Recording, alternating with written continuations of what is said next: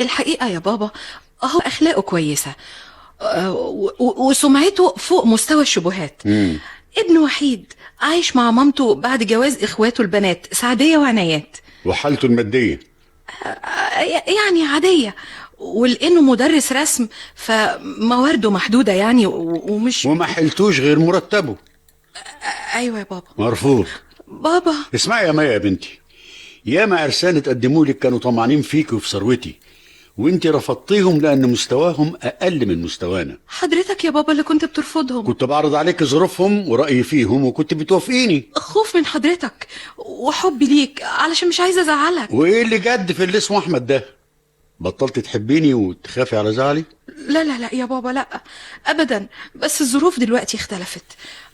حضرتك عارف دلوقتي ان انا سني 39 سنة، ودي تعتبر يعني اخر فرصة جواز، ولازم انتهزها وما تضيعش. لا لا لا لا لا، ما تقوليش كده، اصبري وباذن الله هيتقدم لك الاحسن منه. بأمارة ايه بس يا بابا؟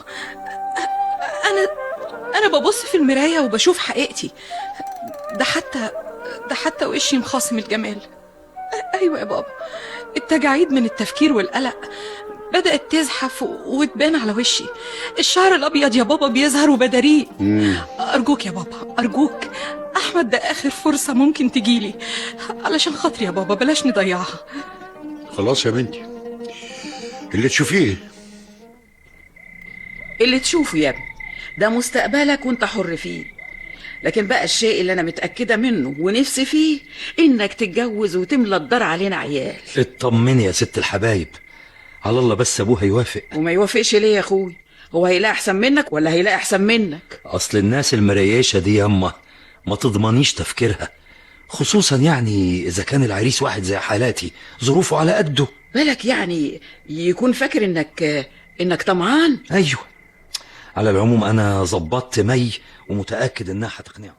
انا فعلا اقتنعت بيك واقدر استأمنك على بنتي الوحيدة. متشكر قوي يا عمي. يا سعادة البيه، الأستاذ أحمد ده ابن عمري، وياما أبوها الله يرحمه شقي علشان يربيه ويعلمه، وعاوزك بقى تحط في بطنك بطيخة صيفي واديله بنتك ونام واطمن. ايه يا حاجة، ايه ما تقصري في الكلام امال. يوه، وانا قلت حاجة غلط؟ انا بكبرك قدام سعادة البيه. الحاجة والدتك دي ست بركة يا استاذ احمد، وانا وافقت عليك بس علشان عارف انها هتعوض مي عن حنان امها الله يرحمها. طبعا طبعا يا سعادة البيه، من النهاردة انا عندي 3 بنات، مي وسعدية وعنايات. طبعا، امال من النهارده مي اخت عزيزه وغاليه. عظيم عظيم. نتفق بقى على التفاصيل. طلبات حضرتك يا عمي. شبكة ب5000 جنيه. الميه اهي، اشربي يما. موافق يا عمي، شبكة ب5000 جنيه. تاني حاجة ان انا ما اقدرش استغنى عن مي، يعني هتقعدوا معايا هنا في الفيلا، ومش مطلوب منك عفش غير اوضة نوم بسيطة. اوضة مش اقل من 25,000 جنيه. تجيب لي الفلوس وانا اللي هشتريها من معرض واحد صاحبي. اشربي ميه يما. طلباتك اوامر يا عمي، اطمن هنفذها ولو على رقبتي.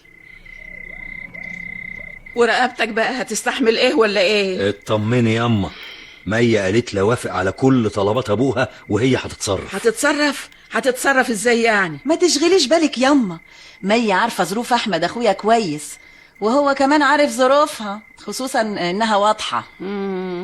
هنقول ايه؟ النصيب غلاب. مفيش داعي للكلام المتغطي ده يا سعدية، انا فاهم انت بتلمحي لايه.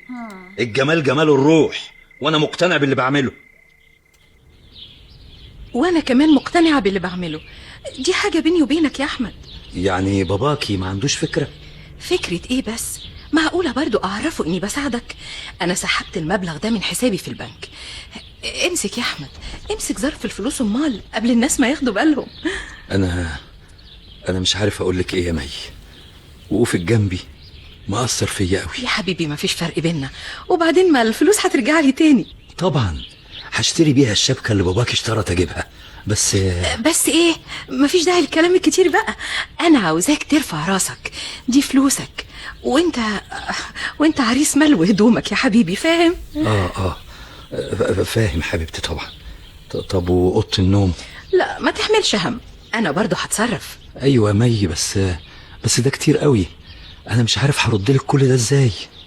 تردهولي بانك تتقي الله فيا وما تزعلنيش ولا تغدر بيا ابدا. معقولة يا حبيبتي انا اعمل كده؟ طب ده انا اسير حبك وسلاسل حبك مأيداني. يا سلام، مأيداك. بس قيد ايه على قلبي زي العسل. واتمنى يكون قيد لاخر العمر. ربنا يتمم بخير. خير يا حبيبتي، عملتي ايه؟ اتفضل يا سيدي، ادي 25,000 جنيه. اسمع، بابا مستنيك النهارده. مي انا متأثر قوي بكل اللي بتعمليه معايا، مش مصدق نفسي. لا يا حبيبي، ارجوك صدق. حلم ده ولا علم يا بنتي يا سعدية؟ اخويا الاستاذ احمد في الكوشه وجنبه عروسته واخت عنايات وجوزها واولادها بيتصوروا معاهم. طب يلا بينا نتصور معاهم. اتهي على جوزك محمدي وولادك، يلا. اهو هناك يا محمدي، تعالى.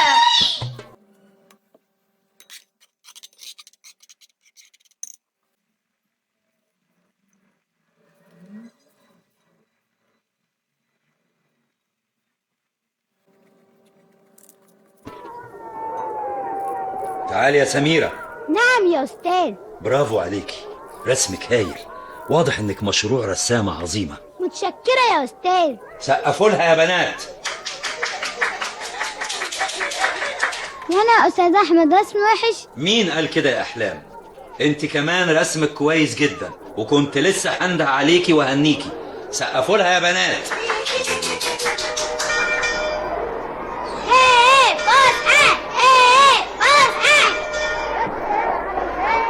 يا سلام، نفسي اخلف بنت في جمالكم وموهبتكم. ايه استاذ احمد، استاذ احمد. ها اهلا يا استاذ عثمان. اهلا بيك. سرحان في ايه؟ لا ولا حاجه. انا جاي انبهك، واضح ان حضرة الناظر زعلان منك عشان بتتاخر. انت رجعت للسهر تاني؟ اعمل ايه يعني يا استاذ عثمان؟ بزهق من البيت وبضطر اخرج واسهر على القهوه. الله. طب والاستاذه مي يهون عليك تسيبها لوحدها؟ ما تقلقش يا سيدي، ابوها بيسليها، وجودي مش فارق معاها. بقى ده كلام؟ صدقني. طب مفيش حاجه في السكه تملى حياتكم وتسليك؟ لسه ربنا ما أردش. على العموم العيال رزق ربنا بيبعته وقت ما يريد سبحانه. ونعم بالله ونعم بالله. انا مش فارق معايا، لكن امي بقى ما بتبطلش سؤال. الأخبار لسه ما فيش حاجة جاية في السكة؟ لسه ياما. ما هو ده نتيجة الجواز على كبر. ياما لسه ربنا ما أردش. ونعم بالله. طب ما تخلي مراتك تكشف. مش راضية يا سعدية.